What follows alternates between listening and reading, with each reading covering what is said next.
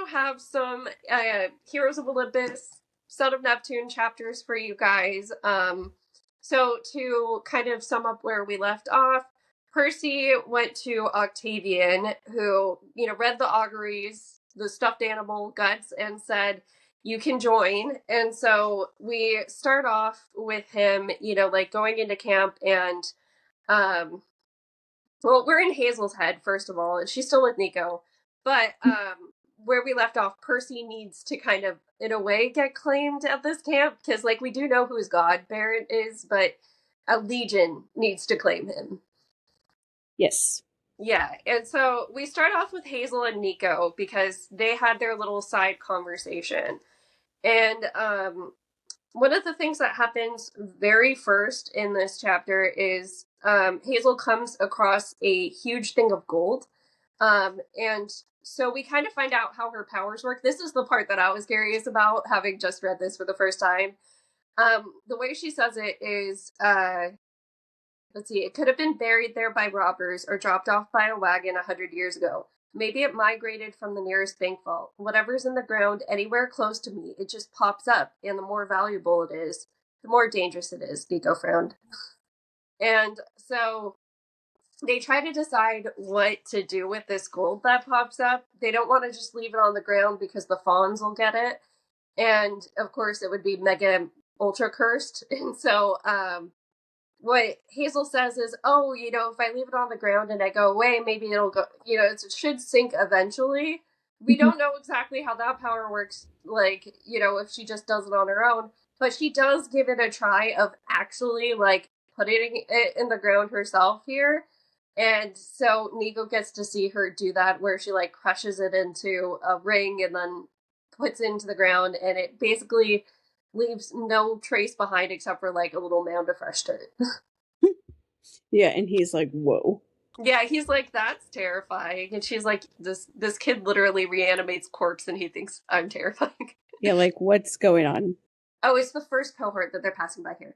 And so Octavian's the head of it, and he has a whole bunch of medals too, which means that he's a very decorated warrior for them. And Hazel thinks to herself while she's walking past him, trying not to make eye contact, of all of the people to discover her secrets, why did it have to be him? Mm-hmm. Yeah. Let's see. As Hazel gets into formation, Reyna passes her cantering on a Pegasus named Scipio, and also flanked by the dogs Arum and Argentum. Hazel manages to make it to her own legion just in time to make roll call, even if she wasn't completely, equipped to be standing there. Let's see. And then, they watch everything happen. Percy got his bath, thankfully. The Lares fall into rank. Everybody falls into rank.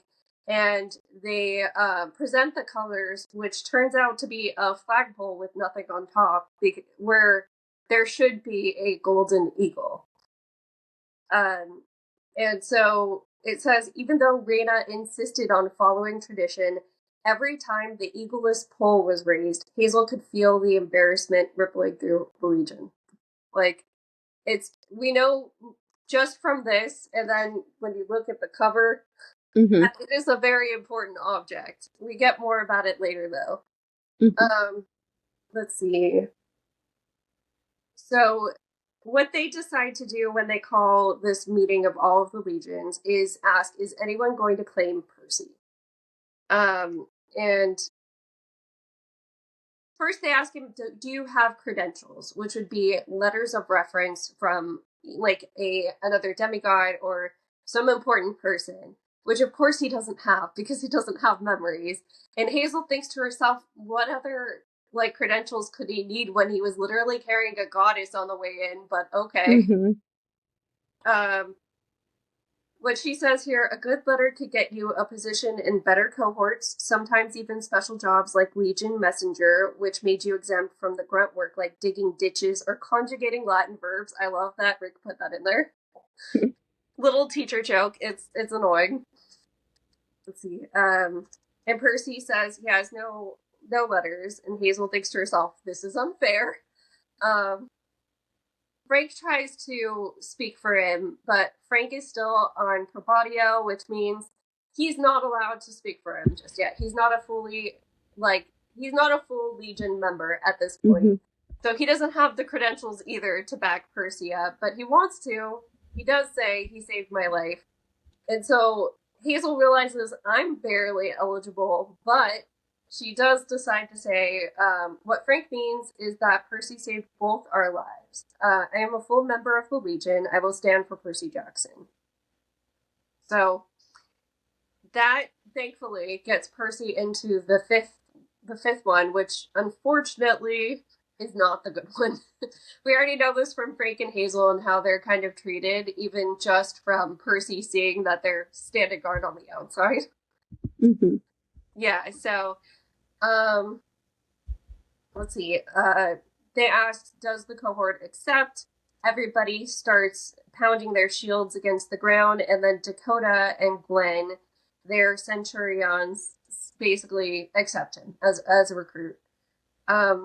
Rita says, congratulations, Percy Jackson. You stand on probadio. You will be given a tablet with your name and cohort.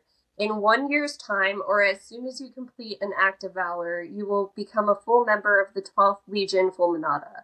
Serve Rome, obey the rules of the Legion, and defend the camp with honor. And so that's what the general protocol is. At least 1 year of service, or you have to do something of valor, which we later find out Hazel did almost completely by accident. Mm-hmm. Let's see. So they then adjourn to dinner with let's see. Nico says to Hazel on the way out, good job, sis. That took guts standing for him. And Hazel thinks to herself, wow, he's never called me sis before. I wonder if he's thinking of Bianca again, basically. It's really sad. I don't know. We get a little bit more of her and Nico's background in this section, so I'm going to move forward a little bit. So first of all, at dinner, I was thinking to myself this part. Everybody gets a meal that's like their comfort meal. Percy, or wait, let's start with Hazel because she's first in the line. Hazel gets shrimp gumbo because she's from New Orleans. And Percy gets a cheeseburger and a strange looking soda that was bright blue. My best guess is Baja Blast. I took a second, I'm like, what other blue sodas are there? I think Mountain Dew might have came out with one other blue one, but Baja Blast is probably the one that comes to mind the most. Let's see, and he drinks it and he says, this makes me happy. And he's like, I don't know why. Yeah, that was really cute. Their camp dinner service is all done by RI, which means they just have wind spirits blowing things about. And the joke that that Rick puts in here is that if you're not careful, you could get beaned by beans. Basically just makes a bunch of jokes like that where you can get bumped into by food while you're walking around here. Let's see, as they're sitting for dinner, Percy's still trying to probe Nico for you look really familiar. Can we talk more? Because I need to figure out how I know you. Yes. And, Nico's still dodging him. Let's see, Dakota says something here that kind of starts giving us Rada's background. Let's see, Nico says that he spent most of his time in the underworld, so unless I met you there somehow, and then Dakota chimes in. Ambassador from Pluto, they call him. Rada's never sure what to do with this guy when he visits. You should have seen her face when he showed up with Hazel asking Rada to take her in. No offense. And so we find out that Nico was the one that led Hazel into camp. Dakota says, she seemed like a good kid. Turned out I was right last month when she saved me from, And Frank chimes in, Percy, you should have seen her. That's how Hazel got her strike. The unicorns decided to stampede. And then we find out from Hazel's thoughts. In truth, she'd been mostly afraid that the unicorns would hurt themselves in their panic. Their horns were precious metals, silver and gold, so she managed to turn them aside by simply concentrating, steering the animals by their horns and guiding them back to the stables. It had gotten her a full place in the Legion, but it had also started rumors about her strange powers. rumors that reminded her of the bad old days. Mm-hmm. And let's see. The other thing we get pretty quickly after that was let's see, Nico let people think he just stumbled on her in modern day New Orleans, and ever since she's been trying to pass herself out as a modern kid, and the only reason she's able to is because demigods don't use technology. Yeah, because otherwise, oh my god. Yeah, I can't even imagine. She like the 40s from when was this? 2010. So Mm-hmm. she even named some stuff, televisions, computers, iPods, the internet, all of that was completely different to her when she got into the modern world. So, yeah, it's interesting getting these like little trickle moments throughout the chapter. Mm-hmm. Nico starts talking about how there aren't many children of Pluto, so we have to stick together. And um, when I found Hazel, you have other sisters. Percy just like interrupts, like he knows, but he doesn't know, Mm-hmm. because of course he has met Bianca. Mm-hmm. And Nico says, one, but she died. I saw her spirit a few times in the underworld, except the last time I went down there, she was gone. She used to be in Elysium, unlike like the underworld paradise, but she chose to be reborn into a new life. Now I'll never see her again. I was lucky to find Hazel in New Orleans, I mean. Yeah. Yeah, that's one of those things about Bianca that people are sad about. I think it's irrational to use that like against Bianca. Some people do, like they're mad because she left Nico, sort of, but it's honestly probably, it sounds harsh, but it's probably better for Nico. Yeah. That he can't like keep going back and like looking for her. That he needs to, part of the whole grief stuff is he Mm-hmm. needs to try to like figure out how to really live without her and be around, the alive people Yeah. and find like friends and community and all that stuff with with the rest of the world out of the underworld too. Yeah, I'm trying to figure out if this is where I figured it out. I think this is where I figured out he went to the underworld to look for Bianca and didn't Yeah. find her, found Hazel instead. Yeah. It's definitely implied with the way that this whole conversation happens that that's what Mm-hmm. happened. And I mean, I'm glad he found a sister. It's just, it's both sad and happy for Bianca because that is generally what is supposed to happen to heroes. You're supposed to try 3 times. And so Mm-hmm. she's doing the thing, and I hope she's doing great in whatever new life she's in because she definitely deserves it. I'm sure she is, honestly. Um, Yeah.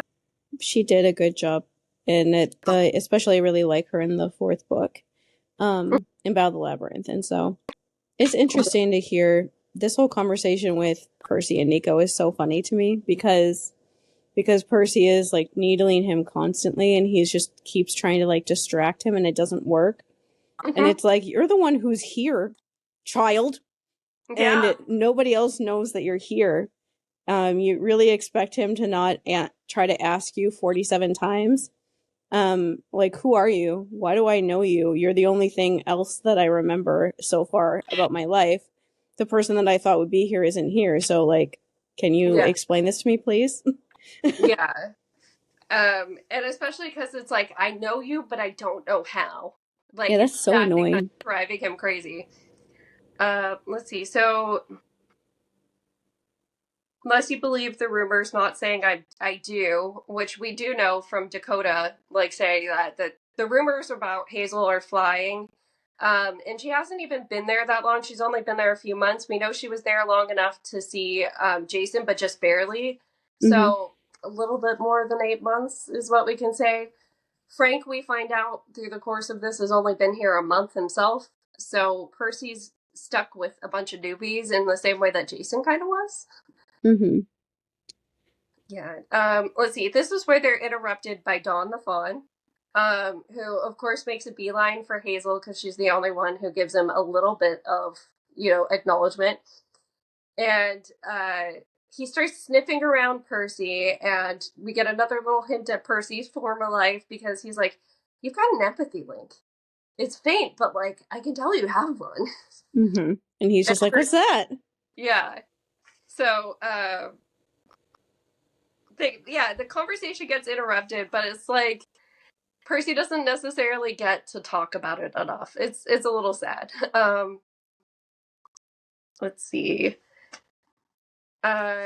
Nico says at this point, Hazel, how about we give you and Frank time to get Percy oriented. Dakota and I can visit the Prider's table. Dawn and Vitellius, you come too. We can discuss strategies for the war games. And Dakota just says strategies for losing. And Vitellius kind of agrees. The Legion fights worse than we did in Judea. That was the first time we lost our eagle. So yeah, they go away. We kind of get a little background on Dakota here. He's a son of Bacchus, which Dionysus for the people that are more familiar with Greek. And they say something about him like he's got a drinking problem, and Percy's like, hey, let him drink wine. And it's like, no, he's drinking Kool-Aid, but he adds more sugar, and that does not help his ADHD. And Percy has a little memory kind of blast moment of, wait, ADHD? Yep. He's like, oh, I think I know that. Yeah. Hazel also is like, yeah, and some demigods are dyslexic. You said he had trouble reading, and Percy asked, are you guys that way too? Hazel gives away a little bit that she's not from this time here. She says, I don't know, maybe. Back in my day, they just called kids like us lazy. And he's like, back in your day? When's your day?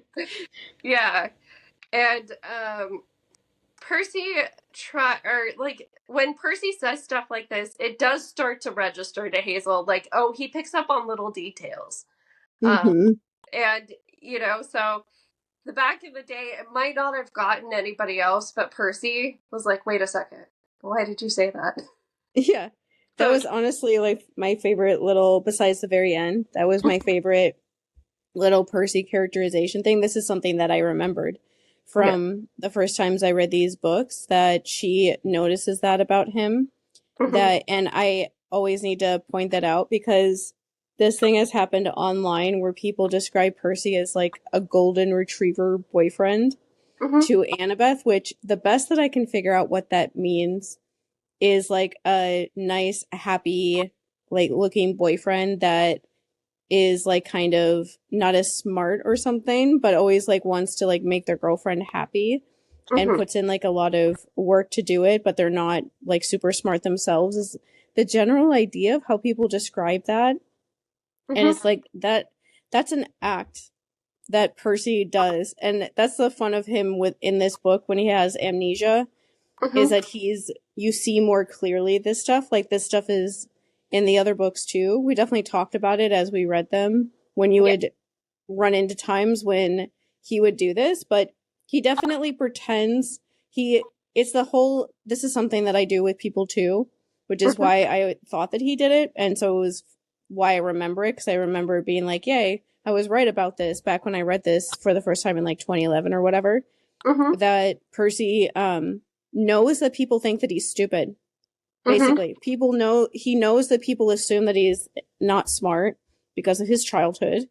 And so he knows that they're going to think that about him. And so he kind of like acts that way on purpose to try to hide the fact of how intelligent he actually is, until he feels like he knows people well enough that he can like more be honest about that. But it's just like it's a protection thing, because I do that all the time too. When I meet people, for the first time, I don't exactly act like myself. I act more like that. I act more like stupid, to say like it simply, than I actually am, so that people don't realize that kind of stuff, so I can try to figure out things, to figure out how I can like fit into the situation or whatever without people realizing it. And so it's fun to see her notice that, like, he was bringing up like the jokes or whatever about the Feast of Fortuna or whatever, and like making silly jokes like that, knowing that people would like underestimate him. And that's just a way for him to like try to figure out where he fits in this world until he can show everybody who he really is. And I just like that she is one that notices that about him, because I'm not sure that people notice that when you're inside his head. because Yeah, he doesn't think he's that smart, but yeah. he is. There's this thing that happens with like these YA trios, especially when somebody's the smart one in the trio. Hmm. It's like none of the other ones can be smart, but that's not how it would work in real life. I think being Hmm. around somebody that is maybe a little bit more intelligent than you, it does challenge you to like, can I get to their level? And even not remembering fully, I could think of it as a way of like maybe this is something he picked up from Annabeth, because Annabeth is really good at this too, of picking up small details and things people say and realizing they're actually really important. And so I wouldn't be surprised if this is like a habit he picked up from her that he has no memory of at this point. Well, I will say too, to bring in the like abuse stuff, the child abuse stuff, Yeah. the only reason you survive having somebody in your household that will beat the hell out of you is by being able to pick up on people's moods constantly. Mm-hmm. That's the only reason why kids actually survive to the age of 18 when you grow up in a house like that with when somebody's like that around you, like he Mm-hmm. was, is when you learn how to read people's body language and their inflections in their voice and how they walk and all these, and just like you are able to take that and then use that with other people, because it's the whole thing with abuse victims that you can't, you know that people can be like that because it's happening in your house, and so you have to, like, every new environment you go into, you do the same thing because you don't know who's gonna be like that Yeah. again. And so that's also, like, I'm sure that Annabeth taught him different ways to do it and things like that, but it's also a thing that I don't know how else Percy survived being in a house with Gabe when he was at home and going to so many new schools and like going to all these different environments all the time and having and like going all over the place with different teachers and different kids at school and being expected to do all these different things every time he would go to a new place, and everything in the first like 12 years of his life was constantly changing, much less what happened in like the magical world once he joined. And so the only way to survive all of that stuff is to be able to have a way to cope with like constant change by finding things to do to like make you feel like you're somehow in control, and also can like try to figure out who you think is a good person and who you think is a bad person. Like Percy realizing that Grover was a good person before he ever even went to camp, for example, and being able to tell that Hazel and Frank are good people and doesn't let people talk not nicely about them, even when it's them in these chapters later on, Yeah. because he can tell that they're good people, and they are. They're the best people ever. Yeah. And so everyone else is underestimating them, but he's like, no, you guys are good people because you don't talk to me in the way that other people do. It's just, I don't know. I don't want to say like, all child abuse victims are smart or something like that, but you do end up just learning a lot of skills, for lack of a better word, Yeah. going through that at a young age that normally people don't, because you have to. But Yeah. it is one of the things that becomes hard when you're not in those environments anymore and you're defaulting to acting like that. He should still be doing that. At this point, this camp isn't like a necessarily a safe place for him yet. Those are the things that take a lot of work and therapy to turn off once you get to the point where you don't have to do things like that anymore. But it Mm-hmm. is one of those things that we all kind of do. And that's why I liked when I read this book, like however 15 years ago, how I was glad that they included that with him, because that's just like a natural thing that you do when you actually have people like he had, like in his life growing up and stuff. Yeah, that makes sense. Let's see. And I do love that those powers are serving him well, because you can tell that he does feel very safe with Frank and Hazel. And Mm-hmm. so Frank, we get a cute little moment with him here where he's like, I don't have ADHD or dyslexia, I'm just lactose intolerant. And I love ice cream. I love that we get these little, like, he's definitely the comic relief character of this trio. And Frank is so sweet. It's very sweet, especially because he's breaking into kind of a serious moment with this. Mm-hmm. Let's see. Percy asks, "Why is it bad to be in the fifth cohort? You guys are great." And Hazel, she says, "Well, I would rather ride horses, but aside from being a Pluto's kid, or wait, sorry, she wants to be a member of the cavalry, essentially." And Percy's like, "Oh, is that why you carry a cavalry sword?" And she says, "It's stupid, I guess, wishful thinking. There's only one Pegasus at Camp Reina's. The unicorns are just kept for medicine because the shavings off their horns cure poison and stuff." Anyway, Roman fighting is always done on foot. Cavalry, they kind of look down on that, so they look down on me. And then we eventually get to Frank, who wants to be an archer too, which also Mm-hmm. is looked down upon. So it's kind of interesting he gets paired up with these other underdogs in the Roman cohort. One kind of little aside, because I asked William about this. I read this series. I will go on tangents about this series if I talk about it too much, but it was a unicorn based series. And in that one, the unicorn's horns purify water. And in this one, they cure poison and stuff. And I was like, "William, why do you think that's a common theme with unicorn horn?" He's like, "Because people used to sell narwhal horns and say it was medicine." I was like, Yeah. "Duh!" Like, of course he remembered that before I did. Yeah. And Uh, people like just want there to be like a purpose for them. And yes, so they're like, that's the only purpose they can think of is that they somehow cure a problem. yeah. Let's see. So, what Frank says about archery, they don't like that either, unless you're a child of Apollo. Then you've got an excuse. "I hope my dad is Apollo, but I don't know. I can't do poetry very well, and I'm not sure I want to be related to Octavian." Yeah, that's fair. Yeah, it's pretty fair. So, let's see. Who do you Percy think, then. wait, who do you think Frank's dad is? If I I, haven't told you already, where you remember what I said. huh.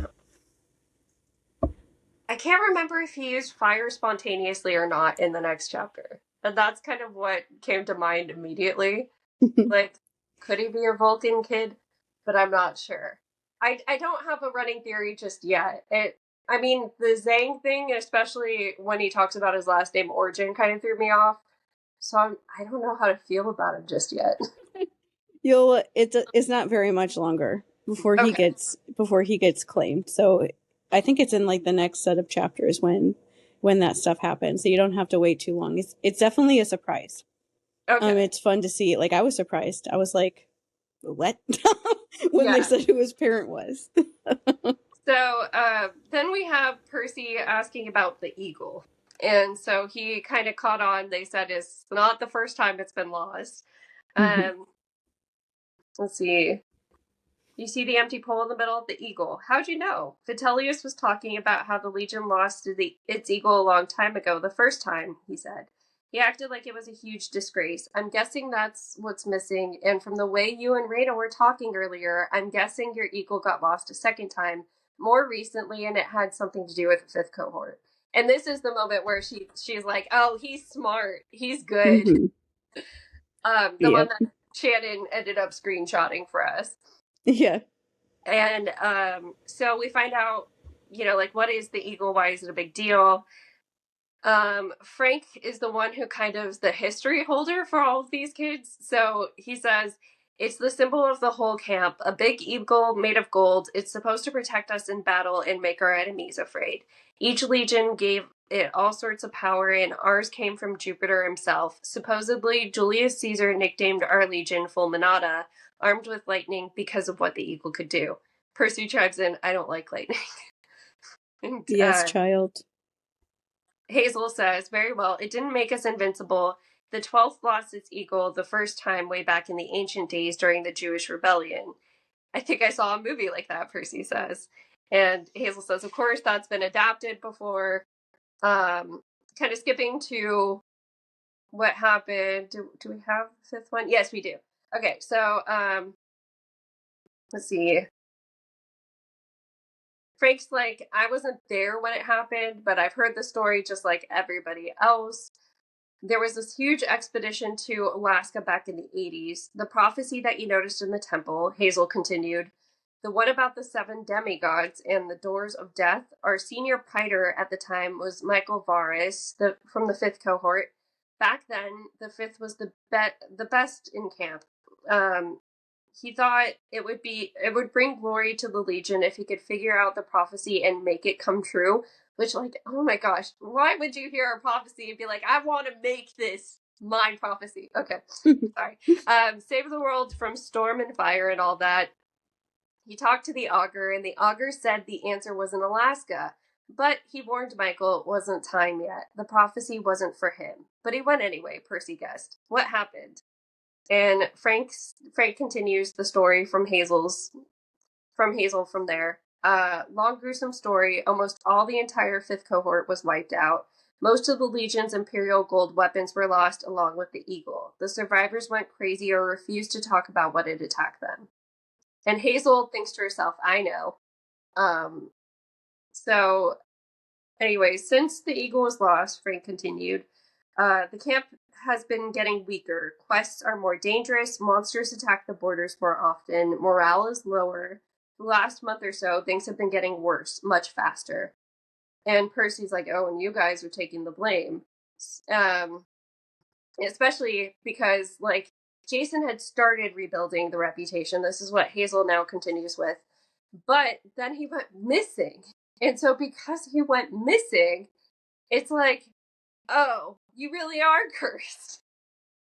Yeah, I was going to say that. I liked that addition about Jason, that Jason was in the 5th cohort, that he was like an underdog and was like trying to prove himself. But because it does make me remember all those times that he would just start like listing off his like LinkedIn page when he would be fighting people. Be like, I did this and this. And it makes sense why he was like that, because coming from that cohort, he probably felt like he had to like prove that he was good enough, because they obviously don't, at this camp, they don't think that you are if you're from this group. And I just thought, I'm like, that is interesting about Jason, that he's like a Zeus child, but he was put in like the lowest cohort and had to like constantly prove himself the whole time. It's probably why he's not like all over the place when it comes to his powers and stuff, because he wasn't like gifted anything. It makes me wonder, like, what the hell happened? Why did you put the 2-year-old in the lowest cohort? Like, what did he do that he wasn't like good enough? Oh my gosh. Like, who did that? It wasn't Octavian, because he was too, he was too young. But I'm just like, what happened when he got to camp that they put like a Zeus child in the lowest one? I don't know. I don't even think they ever tell us, but it was just one of those things I thought was good characterization for Jason, basically. Yeah. And it's kind of interesting because Frank and Hazel are like whisper telling everything to Percy, where this is kind of shameful stuff. This is stuff that, like nobody really talks about because it's bad stuff. And Percy is just like fully comfortable in this conversation and says out loud, I don't even know where I come from, but I've got a feeling this isn't my first time I've been an underdog. And definitely not. Yeah, and he says to them, besides, joining the Legion is better than being chased through the wilderness by monsters. I've got myself some new friends. Maybe together we can turn things around for the 5th cohort, huh? Which, like, I just love that that's how he ends that conversation. Of course. He's always trying to be the optimistic one. So at that point, they blow the horn for the war games, and the kids take off. Percy confirms, like, was it the first 2, and then the other 3 are... So the first 2 are defending, the other 3 are attacking.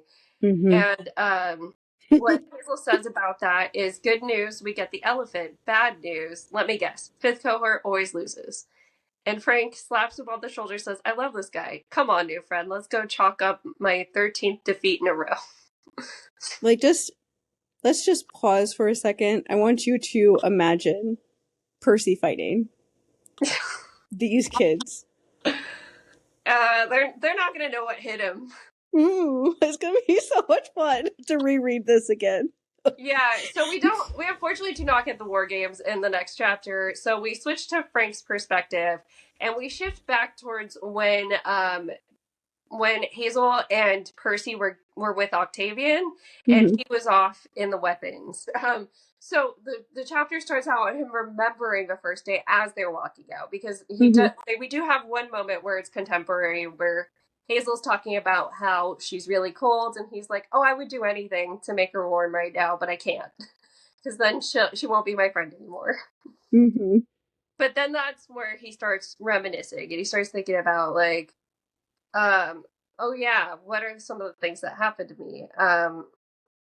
First with imagining what his grandmother would say of him trying to be her little like knight in shining armor, which is Frank Zang riding to the rescue. Ha, he'd fall off his horse and break his neck.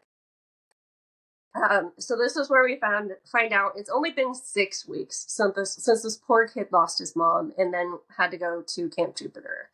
Hmm. Um, the wolves arrived at his grandmother's door. He spent the weeks he'd spent in the fifth cohort trying not to be a complete failure. Through it all, he kept the half-burned piece of firewood wrapped in cloth around his coat pocket. Keep it close, his grandmother had warned. As long as it's safe, you are safe. So this was kind of one of those mysteries that doesn't get solved in this chapter, but he Hmm. has a little piece of wood.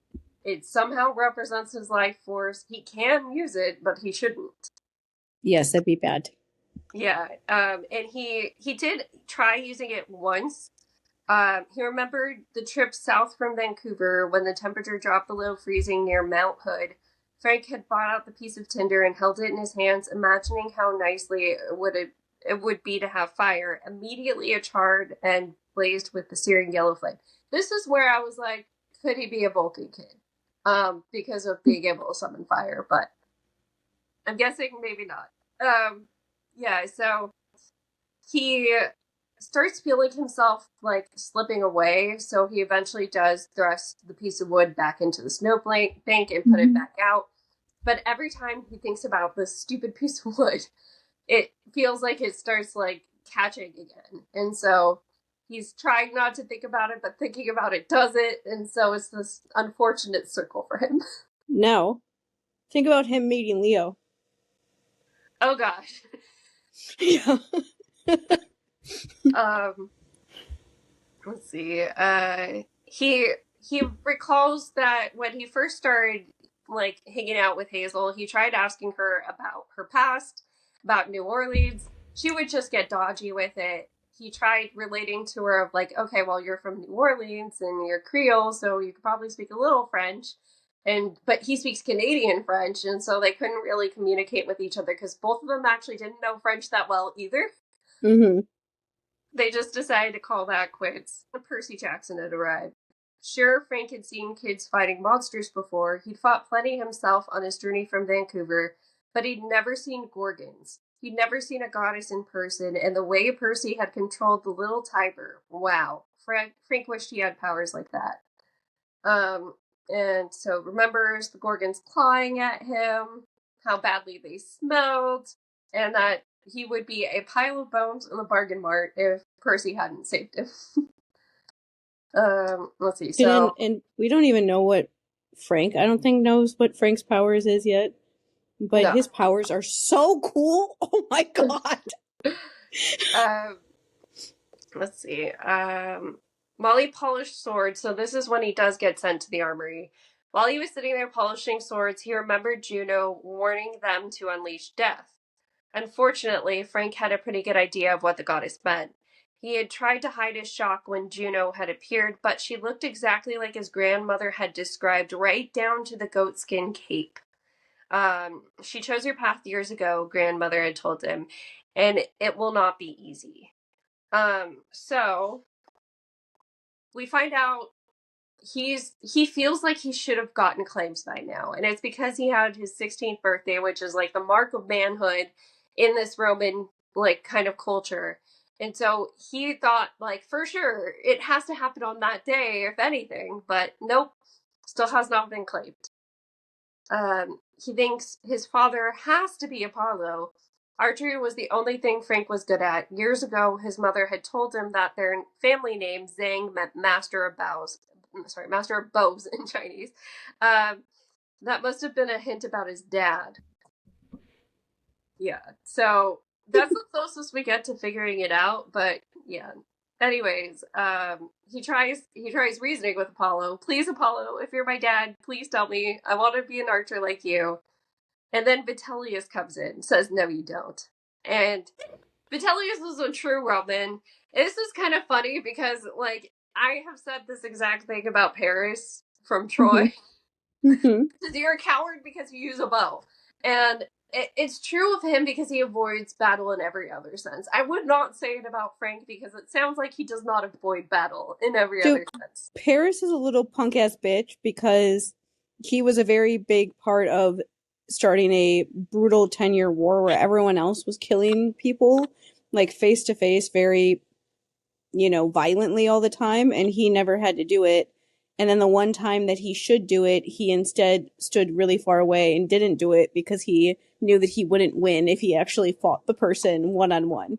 That's why he's a punk. Not like archery overall. Literally. It's just because it's like you started all of this and you can't even try, like, at least like attempt to finish it because you know you're not good enough. Exactly. Like, it should have happened that way. But what Vitellius says exactly, they're wimps. Back in my day, archery was a job for barbarians. A good Roman should be in the fray, gutting his enemy with a spear and sword like a civilized man. That's how we did it in the Punic Wars, Roman boy. Or Roman up boy. And so he's like, wait a second, did you say you served under Julius Caesar? And like Frank knows the history very well. So he's like, that was 100 years, or Caesar was 100 years after the Punic Wars. You couldn't have been alive that long. And Vitellius gets mad. You're questioning my armor, and he pretends to stab him. And Frank's just like, ow, because he has a ghostly sword. He doesn't have a real one. Yes. Let's see. Perhaps you'll think twice about doubting your elders next time. Now, it was your 16th birthday recently, wasn't it? So that's why you're a grumpy gladiator. Understandable. The 16th birthday is your day of manhood. Your godly parents should have claimed you, no doubt, even if with only a small omen. Perhaps he thought you were younger. You look younger, with that pudgy baby face. And so we hear from Vitellius, he got claimed. I always say his name wrong, and I figured this out while reading this because I was like, wait, why is there a U in there? I always said it Asclepius, but it's Asclepius? Yeah, that was one of those words, like, sometimes in books like this, there's a word, and I'm like, I am never gonna figure out how to pronounce that, and so I just, like, start, and then I just skip over it. Yeah, it's one of those ones I heard it more than I've seen it, and so that's why I always pronounced it Asclepius, but I don't know if I'm, like, thinking of a different spelling. This is like how when I read the first Harry Potter book when I was 17, Hermione. I skipped over Hermione. I had no idea. It wasn't until I saw the movie that I was like, oh, that's how you're supposed to say it. Yeah. Apparently my mother-in-law read it to both my husband and his sister, and she said Hermione for the first, 3 books. And so, anyways, he finds out he is a child. I'm just going to say it the way that I do, Asclepius. He is a child of Asclepius because there was a chicken in his underpants. So he is washing out his boyhood toga, and as he was, a chicken ran into his, manhood toga and ran off with it. So he became Vitellius Reticulus, which means undergarment. And so Frank jokes and he says, you mean your name is Mr. Underwear? Praise the gods! I became a surgeon in the Legion, and the rest is history. So Asclepius is a son of Apollo, I believe, and god of medicine. That's generally. The other time that I think of him being mentioned is, for whatever reason, when when Socrates was on his death, or like about to be wheeled off to be poisoned, he tells them to sacrifice a chicken to Asclepius. And that's where I was like, okay, apparently chickens are a really big thing for this god. Not sure. Chickens are really funny. Just for anyone who's never actually seen a chicken in real, they're very funny. Like if you're Yeah. around, if you just, I live in Wisconsin. We have chickens that are just like around, but they're hilarious. They're very dramatic animals. Mm-hmm. If you ever run into them in person, just start like going like, and they just like start yelling at you, you know, and just like kind of run around and stuff for a while. They're so funny. And so I can honestly picture a chicken running in and like just grabbing a toga and like running off like this is mine now because they would do that.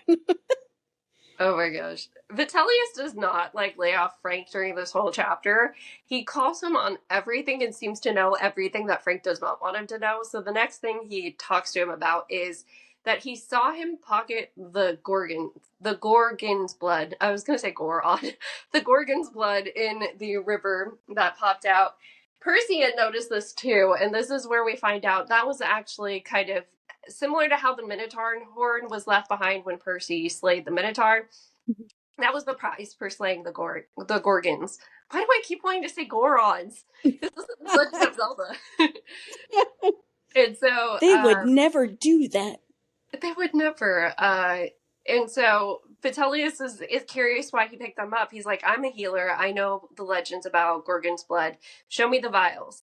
The thing is, they don't know which vial is which, and the whole legend is the blood from the right side is healing, the blood from the left side is fatal, and so they have these two unnamed vials. One's poison, one's not. That's a little intimidating. Let's see. And Frank says he doesn't know which one is which, and then Vitellius says maybe. But you're hoping the right vial could solve your problems with the burned stick, eh? Maybe break your curse. And Frank was like, "You're not supposed to know this," kind of feeling. Yeah. Oh boy, don't tell anybody. I'm a lair. I protect a protector of the cohort. I wouldn't do anything to endanger you. You stabbed me through the chest with your sword. Trust me, boy. I have sympathy for you, carrying the curse of that Argonaut. Okay, and here's where I'm mad at myself for having a blind spot with the Argonauts, because I feel like I would be able to guess it if I knew. This book is going to make you get rid of that blind spot because it's another like kind of retelling of Jason and the Argonauts in the way that it kind of was with Jason in the Lost Hero too. Okay, so let's see. What Vitellius says is interesting about this, and this is something I have talked about before because it is brought up a number of times. I think he throughout these books and also throughout some of the other mythology books we do. When people want to claim I have some sort of hero in my background, they'll say an Argonaut, just generally an Argonaut. And so Vitellius talks about like it's an actually good lineage to claim because it's Greek and Roman. It's kind of best of both worlds. And he said, it's no wonder Juno, and then he kind of stops himself. Like, Yeah, basically. I like this part because it seems like somebody was like, shut the fuck up. Exactly. And he was like, fine. And that's kind of when he decides to leave and like, oh, yeah, I'll let you work on your stuff. Bye. But he was definitely about to reveal that's why Juno picked you. Let's see. So, at that point, let's see. If you want my advice, Vitellius looked up nervously again. You should both wait on that Gorgon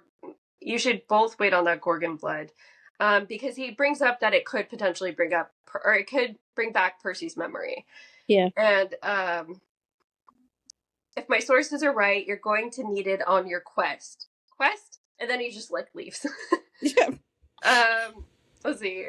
So Raina then goes in, says, go find Hazel, get Percy Jackson down here. He's been up there too long. I don't want Octavian. Just get Percy down here. Let's see. So, I think where to pick up with this. Percy asks Frank about Nico, because he takes him away from Nico and Hazel in this scene from like what we remember from the last chapters. And he just like Frank unfortunately does not know anything about Nico, so he's just like, oh, he's cool, he's Hazel's brother, don't really know much about him, he's a child of Pluto and all. And what he says is Nico is kind of mysterious. He makes everybody else nervous, being the son of Pluto and all, but not Mm-hmm. you. Pluto's cool. It's not his fault he runs the underworld. He just got bad luck when the gods were dividing up the world, you know? Jupiter got the sky, Neptune got the sea, and Pluto got the shaft. Death doesn't scare you. Frank almost wanted to laugh. Not at all. Got a match. Back in the old times, like the Greek times, when Pluto was called Hades, he was more of a death god. When he became Roman, he got more, I don't know, respectable. He became the god of wealth too. Everything under the earth belongs to him, so I don't think of him as being real scary. And Percy, like, he catches on to that. He's like, how does a god become Roman? Like, Mm-hmm. if he's a Greek god, Mm-hmm. why didn't he just stay Greek? Mm-hmm. And Good question, child. yeah, it's a great question. And Frank's thinking about it because I don't know that Frank knows either. He Mm-mm. thinks to himself, well, Bedellius probably knows. But he kind of gives his best shot at it, which is the way the Romans saw it. They adopted the Greek stuff and perfected it, which is true. That is very true. Um, let's see, perfected it like there was something wrong with it. I don't know. Mm-hmm. He admitted Rome was more successful than Greece. They made this huge empire. The gods became a bigger deal in Roman times, more powerful and widely known.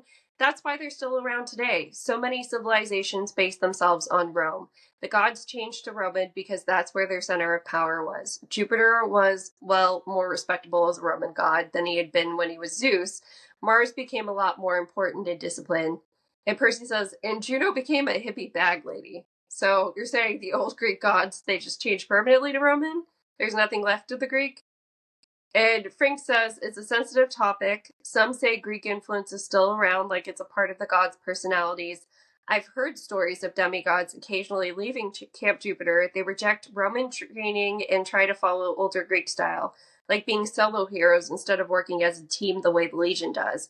And back in the ancient days when Rome fell, the eastern half of the empire survived, the Greek half. And so to kind of So like, wait. yeah, okay, There's so many things to say about that part. okay, Number one, capitalism. yes, Number two, gentrification. yes, And number three, the Byzantine are essentially the indigenous people of yeah, Rome. And they are the ones that survive because they always somehow survive. But I thought that was really interesting how they, like Rick should say that, but still, like listening to him, especially Percy is my favorite person in the entire planet for being like, so there was something wrong with the Greeks that needed to be improved? Like, why was that? And like the whole idea of thinking that the Roman side perfected it. And I'm like, is this like what people think happen when like a neighborhood gets gentrified and all there is like the same Chipotle and Starbucks and McDonald's on every corner, and it's like yeah. all the soul is like sucked out of everything? But that's what that made me think of. And when I was listening to this, I was like, yeah, the Roman gods are basically the gentrified versions of Greek gods. They're more like, you know, polite and like acceptable and like, you know, mixed conversations. But I'm like, but what does that even mean? I don't know. This is why I Yeah, tend to like the Greek side more, even though there's things about the Roman side that I find really interesting and stuff, but I can't ignore that part that I'm like, this is weird to think about, right? it is That weird to think about. like they like, especially there's a part earlier on in these chapters where Hazel is thinking about all the rules, and when she's trying to get to like line up in time when they choose Percy's cohort, and she's thinking about all the things that they could have to do if she like doesn't get there in time. And one of them was like have to be like shoved into like a bag with like a rodent of some kind that would be like fighting her in there, or like having to like clean the streets with a toothbrush. and all these sort of things. And I'm like, when I listen to that, I'm like, yeah, these sort of consequences are so severe that nobody would ever even imagine breaking the rules. And I'm like, Mm-hmm. this is why Jason is the way that he is, with like Exactly. how hard it is for him to even know who he is as a person, because he's just trying to constantly follow the rules so that people will approve of him, and Mm-hmm. why people have never even tried to go find him, and why they think that Percy is like a demon possessed for a little while in this book and stuff, because he doesn't give a shit about any of the rules. That's always Percy. And so it's just it's like, yeah, you're never going to break the rules if the consequences are so severe that you just never even go there. And it just keeps everything so rigid. And I just thought that was like, I'm like, that's like a fun way, because I love that personally, because of how weird people are about Roman mythology online. Yes. People tend to talk about it as if it's like better or something or whatever than Greek mythology. And I'm like, it's just another civilization that, gentrified and capitalized and took over the other generation of people, and thought that because they did it differently, that it was magically better, and Mm-hmm. that they solved all the other generations' problems without ever asking them if they needed those problems to be solved. And Yeah. then when they were destroyed, the indigenous people were left to just like chill out now that Yeah. they were gone, and they were still fine. But it's just so interesting to hear. I love the way that Rick like phrases these things. Where like when you're Yes. a kid and you're reading that, you're just like, yeah, that's fine. But as you get, I feel like every time people go back and reread them, they're like, wait, but what does this actually mean? This is like not capitalism, the other word, colonization. That's basically what he's talking about. And Yeah. they like, of course Rome thinks it's a good idea, but does Of course. anyone else? Like, remember that whole trend about how men are obsessed thinking about the Roman, like The Roman Empire. the Roman Empire? Like, because they were like the beginning of that, and so they're always constantly being like, what if we can just be the ones that can figure out how our empire will never struggle? And it's like, that will never happen. Exactly. Yeah. Um. So yeah, he finishes off that history.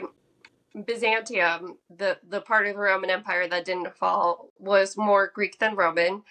For those of us who follow the Roman way, it's kind of a sore subject. That's why whatever country we settle in, Camp Jupiter is always in the west, at the Roman part of the territory. The east is considered bad luck, which we already know based off the United States. They're in San Francisco on the west coast, and Camp Half Blood is on the east. So it kind of seems like this bad luck thing has been a way to keep them separated, since the Mm-hmm. Roman kids seem to be somewhat more aware that the Greek kids exist. Mm-hmm. And so they were just like, "Oh, that's bad juju. Stay away from that." Like, yeah. Yeah, sure. So, um, Percy then kind of wait. So Frank starts taking him to the baths, and he starts talking about the vials. And Percy's like, "Oh, the Gorgon's blood. One vial heals, one is deadly poison." And Frank's like, "You know that?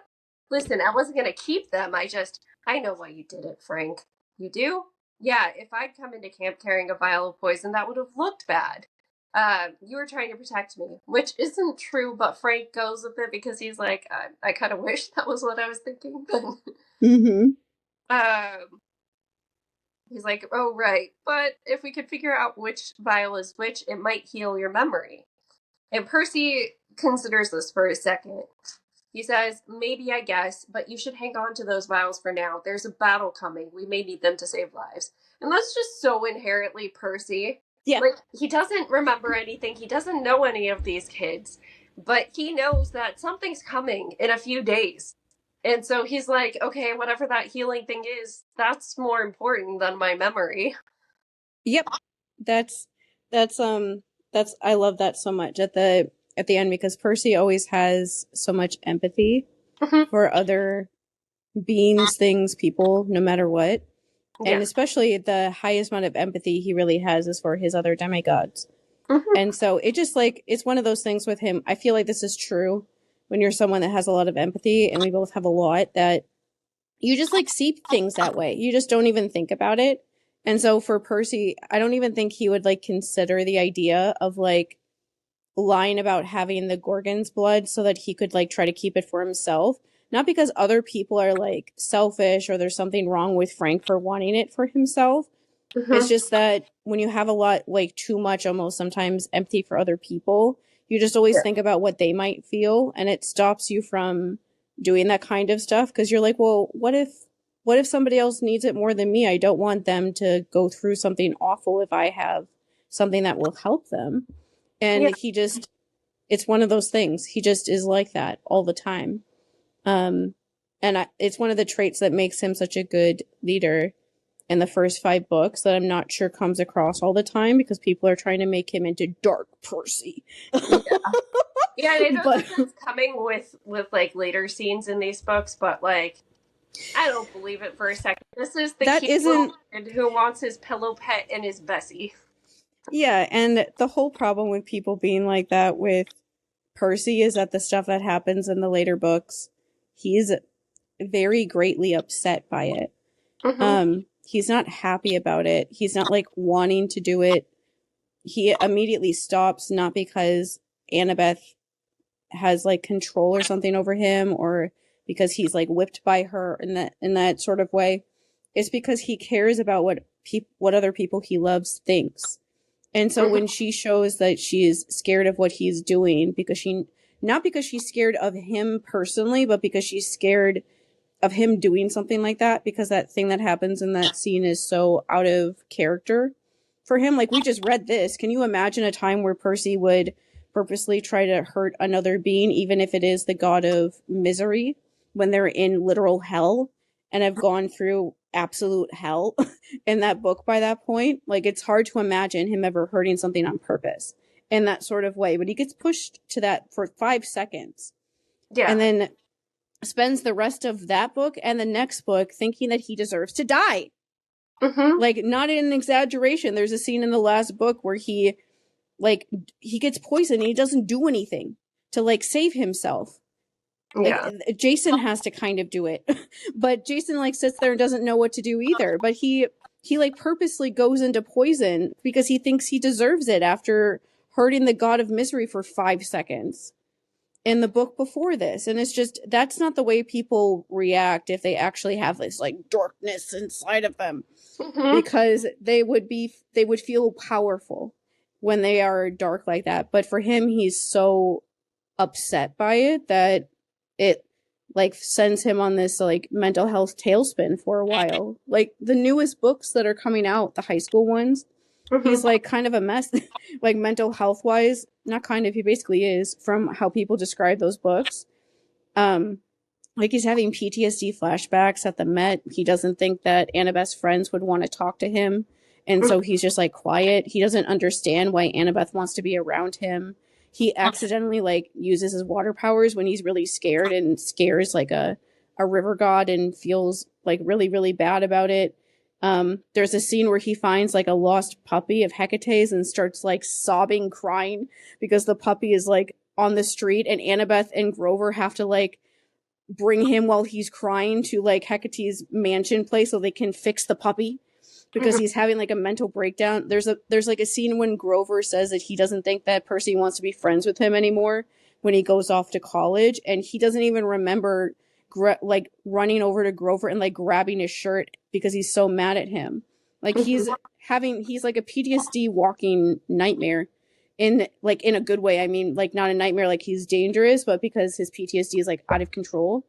And Yeah. it's like that in those books because those books are taking place immediately after he comes home after these books. Mm-hmm. And so like he's still upset by the idea of that he did something that could have hurt someone for 5 seconds, who Yes. is the god of misery. Like, but he's still so upset by that in those books that he's just struggling in Yeah. those books to like do anything really and like figure out what he wants to do. So yeah, it's just, that's not stuff that Percy would do if he actually wanted to be like that, or if he is somebody that like revels in that sort of stuff. He purposely doesn't like it at all. That's just not, that's why it's sad when he is pushed to that later on in this series, because by that point you've read him be very not mentally happy for Yeah. many books, and so it's hard to watch him have to go through that, but Mhm. it's supposed to be brutal. Um, and you're not supposed to be like, "Oh, I love this scene. Yeah. It's my favorite Percy Jackson scene." Yeah. Like Um, it somehow has become. yeah. So I don't know. I love that we're seeing these little glimpses of the sweet, cute Percy because like Mm-hmm. I don't think little boys get enough license to be soft, to like have No, offsides to themselves. that's And why Yeah, Percy's such a great character like that. Like he's funny, but he's intelligent. He's emotionally intelligent. hmm Um, he cares about other people. He's really empathetic. He cries. hmm He respects women a lot, and in the same way that he does with men. Um, yeah, it's just he's a very good influence yeah, for especially teenage boys. To see somebody like that, like you would imagine, feel like teenage boys would just like imagine Percy would be upset with you if you talked to somebody a certain way, and they wouldn't want to do that. It's just yeah, a very good influence for them, especially to have out there, because most of the stuff for teenage boys is like, how many times can you punch somebody right in the throat? yeah, yeah. We don't need any more of that. No. So Frank is also in awe of Percy for this exact reason. Yeah. Because he's like staring at him thinking, okay, as Romans, we say we take care of each other. We say that we're all about the group, but nobody would have done this. Like, Mm-hmm. nobody would make this decision that he literally just made. Mm-hmm. That's like my always argument about, at least in this version, Rome versus Greek, Mm-hmm. that it feels just so funny to think about like society at large. Like you Mm-hmm. say that like, oh, we actually do have community and we do care about people and we do care about you. But then you like run into the groups of people that exist that actually do, and they're not like the super perfected homogenized version like Rome is presented to be. Like yeah, like the Greek camp doesn't have the infrastructure Mm-hmm. that this one does, but all the kids at that camp are such like an actual like community, like an actual family. They care about each other a lot. They check Mm-hmm. on each other when they don't have to. They actually would do things like that. They would think to do things like that because they feel like they're not these like separate groups. They're like one big unit. They actually do seem to feel like that from how they interact with each other. Yeah. They're like the whole big thing about the whole dragon thing in like the short stories and even in the Lost Hero is that was a problem because it was affecting everyone at camp, Mm-hmm. and people were upset with like the cabin, like the Hephaestus cabin, of course, but they also at the same time didn't want to be that hard on them because they knew they were all grieving. Yeah. And so it's like that sort of a thing. Like instead of the people being hard on the fifth cohort because they feel like they need to be competitive with Mm-hmm. each other whenever there's a society that's super competitive about just like basic needs of survival, that you get like different things like that based on your performance, it just makes it very hard to be able to like think about people like that, like think about people first, because you're too much like on guard all the time. Yeah. Um, let's see. So Frank moves on from that conversation by saying, so you don't remember anything. And he touches his camp beads from Camp Half Blood. He says, only glimpses, murky stuff, a girlfriend. I thought she'd be at camp. He looked at Frank carefully as if making a decision. Her name is Annabeth. You don't know her, do you? And Frank says there's nobody named Annabeth at this camp. He asks, what about you? Like, is your mom mortal? I guess so. She's probably worried out of her mind. Does your mom get to see you much? And Frank tells us, or tells Percy she died. And Percy asks how. Frank says she died in war, Afghanistan. She was in the military? Canadian, yeah. Canada? I didn't know. Most Americans don't, Frank sighed. But yeah, Canada has troops there. My mom was a captain. She was one of the first women to die in combat. She saved some soldiers who were pinned down by enemy fire. She didn't make it. The funeral was right before I came down here. And so Percy nods, and Frank thinks to himself, I'm actually so glad he's not saying the usual things people say. Like, Mm-hmm. it was, oh, poor you, that must be so hard on you, you have my deepest condolences. It was like Percy had faced death before, like he knew about grief. What mattered was listening. You didn't need to say you were sorry. The only thing that helped was moving on, moving forward.